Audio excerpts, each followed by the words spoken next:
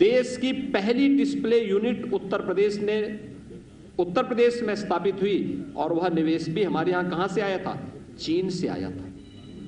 चीन से निवेश भारत में और भारत में उत्तर प्रदेश में हो, ये उत्तर प्रदेश के लिए एक उपलब्धि थी। और इस प्रकार के तमाम निवेश उत्तर प्रदेश में हुए। निवेश केवल हमारे लिए निवेश तक सीमित नहीं था, हमारे नौजवानों के लिए नौकरी और रोजगार का भी माध्यम था। और उसका परिणाम बड़े पैमाने पर 1,61,00,000 से अधिक नौजवानों को प्रदेश के अंदर ही नौकरी और रोजगार की संभावनाएं इस निवेश के, इस भारी भरकम निवेश के माध्यम से प्रदेश के अंदर उपलब्ध होते हुए दिखाई दे। इसका परिणाम था कि प्रदेश के अंदर जो प्रदेश की सरकार ने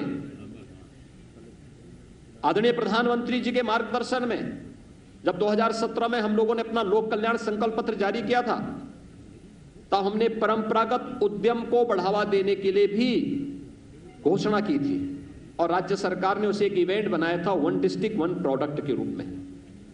आज आप देख रहे होंगे सूक्ष्म लघु मध्यम उद्यम जो उत्तर प्रदेश के अंदर एक समय में मृत प्राय सा हो गया था, आज वह उत्तर प्रदेश के अंदर 1,21,000 करोड़ रुपए का प्रतिवर्ष एक्सपोर्ट कर रहा है और उत्तर प्रदेश एक्सपोर्ट के एक नए हब के रूप में देश के सामने विकसित हुआ है। उत्तर प्रदेश में परंपरागत कारीगर और हस्तशिल्पियों को प्रोत्साहित करने के लिए विश्वकर्मा श्रम सम्मान के माध्यम से भी स्वतः रोजगार की ढेर सारी संभावनाएं बढ़ी। उनके प्रशिक्षण, उन्हें टूल किट उपलब्ध कराना और व्यवस्थित रूप से उन्हें अपने आत्मनिर्भर भारत के आदरणीय प्रधानमंत्री जी के लक्ष्य को प्राप्त करने के लिए प्रेरित करना, विश्वकर्मा श्रम सम्मान इस दिशा में बेहतरीन रूप से कार्य कर रहा है। तो सुरक्षा का जो एक बेहतरीन वातावरण प्रदेश के अंदर तैयार हुआ, आज वो आप सबके सामने है कि वह निवेश की संभावनाओं को ही बढ़ाया है। वह प्रदेश के अंदर चाहे वह बहन और बेटियों की सुरक्षा से जुड़ा हुआ मामला रहा हो, प्रदेश के उद्यमियों के सामने, प्रदेश के व्यापारियों के सामने, प्रदेश की आम नागरिकों के सामने सुरक्षा का एक बेहतर वातावरण प्रदेश सरकार ने जहां स्थापित किया, वहीं सुशासन के लक्ष्यों को प्राप्त करने में भी प्रदेश सरकार ने इस दौरान सफलता प्राप्ति की। खासतौर पर नौजवानों के लिए नौकरी का मुद्दा हो या फिर प्रशासन में ट्रांसफर और पोस्टिंग का मामला। 2017 के पहले ट्रांसफर और पोस्टिंग एक उद्योग हो चुका था, इसकी भी बोली लगती थी, इसके नाम पर भी हर एक पोस्ट बिकता था। लेकिन पिछले 4.5 वर्ष के अंदर कोई भी व्यक्ति आरोप नहीं लगा सकता कि किसी भी विभाग में ट्रांसफर पोस्टिंग में कोई लेन देन हुआ है। प्रशासन में स्थिरता दी गई। 2017 के पहले आप देखेंगे अधिकारी वे कमिश्नरी स्तर पर हो, जोन स्तर पर हो, रेंज स्तर पर हो, जनपद स्तर पर हो, तहसील स्तर पर हो, थाने स्तर पर हो, हर महीने 2 महीने में ताश के पत्तों की तरह फेंटे जाते थे।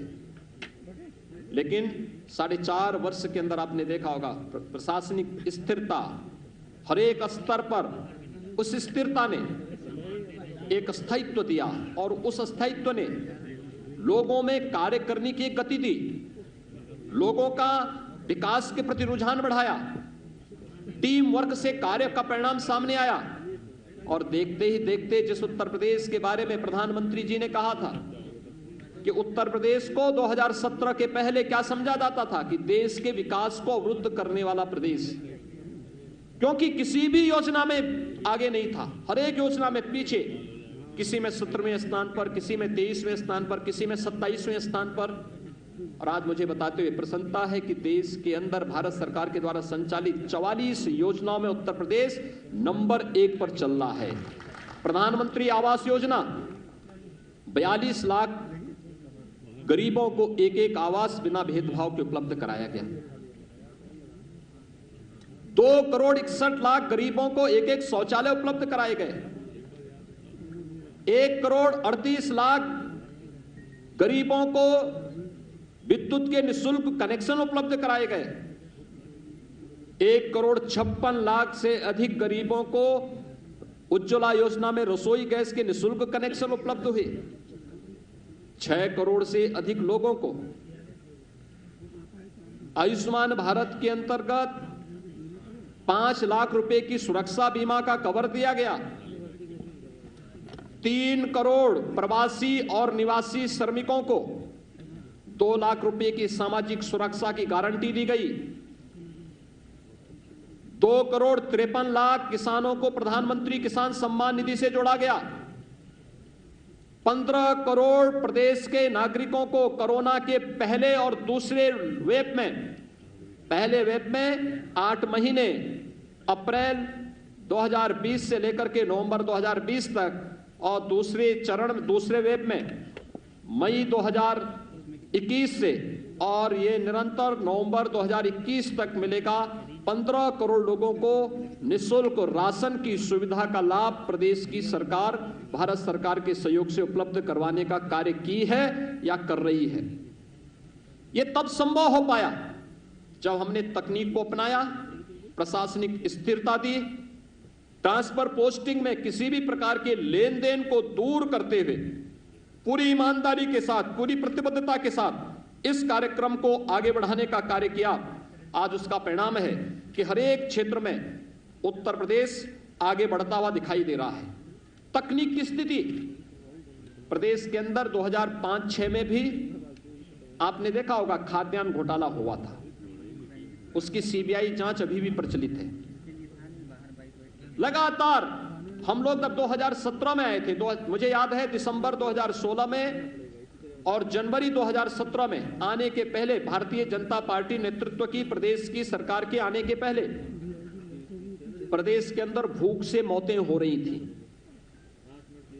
मुझे दिसंबर 2016 में और जनवरी 2017 में ऐसे कुछ क्षेत्रों में जाने का अवसर उस समय प्राप्त हुआ था, क्योंकि वहां पर भूख से मौतें हो रही थी। और जब मैंने उन क्षेत्रों का भ्रमण किया था तो मुझे ये देखकर आश्चर्य हो रहा था कि उन गरीबों के पास राशन कार्ड नहीं थे। 2017 में जब हमारी सरकार मार्च में आई थी तो मैंने सबसे पहले जांच का आदेश दिया कि भाई सभी राशन कार्डों का सत्यापन हो जाए। 40 लाख ऐसे गरीब मिले थे जिन लोगों के पास अपने राशन कार्ड नहीं थे, लेकिन राशन कार्ड बनाए गए थे। उस राशन कार्ड पर कोई दूसरा ही व्यक्ति राशन लेता था। हमारी सरकार ने आकर के सबसे पहले उन गरीबों को राशन कार्ड दिए, फेक राशन कार्ड समाप्त किए और फिर 80,000 राशन कोटे की दुकान को ई-पॉस मशीन के साथ जोड़ा गया। आज हर गरीब अपना राशन न केवल अपने गांव में बल्कि देश के किसी भी कोने में होगा, उत्तर प्रदेश का हर नागरिक वहां पर राशन लेने की सुविधा प्राप्त कर सकता है। यह सुविधा उत्तर प्रदेश के अंदर दी, लेकिन टेक्नोलॉजी का उपयोग करने से हमें एक लाभ और हुआ। गरीब को तो राशन मिल रहा है, लेकिन टेक्नोलॉजी का लाभ यह भी हुआ कि 1200 करोड़ रुपए की हर वर्ष बचत उत्तर प्रदेश सरकार को हो रही है।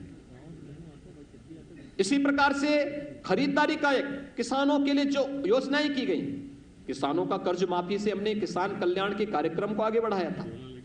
प्रधानमंत्री फसल बीमा योजना को, प्रधानमंत्री कृषि सिंचाई योजना को, लंबित उन सभी योजनाओं को, चाहे वह बाण सागर की परियोजना रही हो या कोई भी अन्य परियोजना, एक एक करके उन योजनाओं को, लगभग 1 दर्जन सिंचाई की परियोजनाएं तो केवल बुंदेलखंड में हमने पूरी की। हम इस वर्ष के अंत तक सरयू नहर राष्ट्रीय परियोजना को, अर्जुन सहायक परियोजना को, मध्य गंगा नहर परियोजना को पूरा करने जा रहे हैं।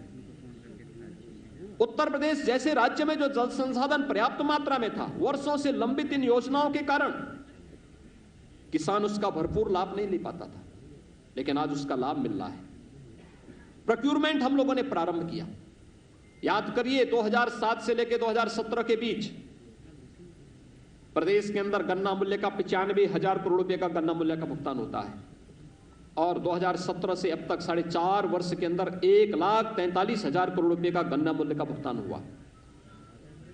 2007 से लेकर 2017 के बीच तमाम चीनी मिलें बेची गई, औने पौने दाम में बेची गई, बंद की गई। किसान के पेट पर लात मारने का कार्य पिछली सरकारों ने किया। किसान आत्महत्या करने के लिए मजबूर हुआ था। हमारी सरकार ने बंद चीनी मिलों को चलाने का काम किया, नई चीनी मिलें लगवाने का कार्य किया, गन्ना किसानों को समय पे गन्ना मूल्य का भुगतान हो, इसके लिए कार्य किया।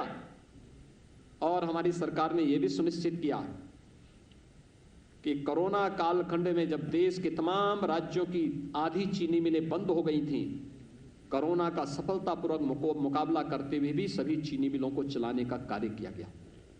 प्रोक्यूरमेंट 2016-17 में आप देखेंगे उत्तर प्रदेश में धान का क्रय केवल 6 लाख मीट्रिक टन होता है। यह भी आड़तियों के माध्यम से, किसानों से सीधे नहीं। इसका मतलब किसान को एमएसपी का सीधा लाभ नहीं मिला। अगर कोरोना कालखंड में 2020 में धान का क्रय का मैं आपके सामने आंकड़े प्रस्तुत करूं, 66 लाख मीट्रिक टन धान का क्रय सीधे किसानों से हमारी सरकार में हुआ। गेहूं का क्रय किसानों से 2016-17 के आंकड़े अगर आप देखेंगे और 2020-21-22 का आप देखेंगे, हम कोरोना कालखंड में किसान से प्रोक्यूर कर रहे हैं 56 लाख मीट्रिक टन। पिछली सरकार के समय यह 6 लाख मीट्रिक टन भी नहीं हो पाया था। पिछली सरकारें आड़तियों के माध्यम से क्रय करती थी, हमारी सरकार किसानों से सीधे क्रय करती है और डीबीटी के माध्यम से किसान के खाते में ही पैसा देती है। यानी किसान के कल्याण का मामला हो, युवाओं के कल्याण का मामला हो, प्रदेश के प्रत्येक तबके के हितों के लिए कार्य किए जाने का मामला हो, सुशासन के उस लक्ष्य को प्राप्त करने के लिए सरकार ने वे हर संभव कदम उठाए हैं जो प्रदेश की आवश्यकता बन चुकी थी और प्रदेश को आगे बढ़ाने के लिए अत्यंत महत्वपूर्ण थी। उन्हीं सब योजनाओं को आगे बढ़ाने के लिए प्रदेश ने अपने यहां वे तमाम योजनाएं प्रारंभ की जो प्रदेश की पहचान बन सकती थी। आज आप देख रहे होंगे उत्तर प्रदेश पर्यटन और हर प्रकार के पर्यटन को आगे बढ़ाने का भी एक महत्वपूर्ण केंद्र बिंदु बन चुका है। प्रयागराज कुंभ 2019 में हमारी सरकार को आयोजित करने का सौभाग्य प्राप्त हुआ था। कुंभ की हजारों वर्षों की विरासत है, लेकिन कुंभ का आयोजन सुरक्षा, स्वच्छता और सुव्यवस्था का एक नया मानक प्रस्तुत करते हुए अंतर्राष्ट्रीय क्षितिज पे प्रस्तुत हो सके, सबके सामने अद्भुत पहल थी। उत्तर प्रदेश में पहली बार प्रवासी भारतीय दिवस का आयोजन हो, काशी की धरती पर किसी भी यानी राष्ट्रीय राजधानी के साथ साथ प्रदेश की राजधानी के बाहर इस प्रकार का आयोजन एक अद्भुत घटना थी। सफलता अब तक का सफलतम आयोजन, यह भी सौभाग्य में प्राप्त हुआ था। प्रदेश का पहला इन्वेस्टर समिट आयोजित करने का सौभाग्य भी हमें प्राप्त हुआ, जिसने प्रदेश में निवेश की संभावनाओं को आगे बढ़ाया और प्रदेश के बारे में जो धारणाएं थी उनको समाप्त किया। और उत्तर प्रदेश, ये वही उत्तर प्रदेश है जिसने अपनी परंपरागत पहचान को भी देश और दुनिया के सामने प्रस्तुत किया। अयोध्या का दीपोत्सव का आयोजन हो, काशी के दीपावली का आयोजन हो, बरसाना का रंगोत्सव का कार्यक्रम हो, यह आयोजन हमारे लिए हमारी पहचान, हमारी विरासत को दुनिया के सामने प्रस्तुत करने का एक माध्यम था। विपक्षी दलों को ये सांप्रदायिकता के दंश को से की दृष्टि से देखने के लिए वे अभिषिक्त थे। वे कभी इन आयोजनों को नहीं कर सकते थे। वो हमेशा इस बात के लिए सशंकित रहते थे कि हम अयोध्या में दीपोत्सव का कार्यक्रम करेंगे तो हम पे सांप्रदायिकता का लेबल लगेगा। लेकिन हमारी सरकार के लिए एक आयोजन था प्रदेश के परसेप्शन को दुनिया के सामने प्रस्तुत करने का, और मुझे प्रसन्नता है आज प्रदेश सरकार तेजी के साथ इस समय आगे बढ़ रही है। जहां हमने आजादी के दीवानों के उन सभी अमर शहीदों की स्मृति में चौरी चौरा शताब्दी महोत्सव के आयोजन को हम पूरी भव्यता के साथ हर एक शहीद स्थल पर देश की आजादी के लड़ने वाले सभी स्वतंत्रता संग्राम सेनानियों के प्रति सम्मान का भाव पैदा कर रहे हैं, व्यक्त कर रहे हैं। वहीं साथ ही साथ देश की सीमाओं की सुरक्षा करने वाले सैनिकों के प्रति भी सड़कों का नामकरण, विभिन्न प्रकार के स्मारकों का निर्माण, उनके परिवार की सहायता या उनके परिवार के एक सदस्य को नौकरी की व्यवस्था हो, ये प्रदेश सरकार पूरी प्रतिबद्धता के साथ कर रही है। तो साथ साथ शताब्दियों से, दशकों से लंबित उन आस्था के केंद्रों को भी सम्मान देने का कार्य हो रहा है।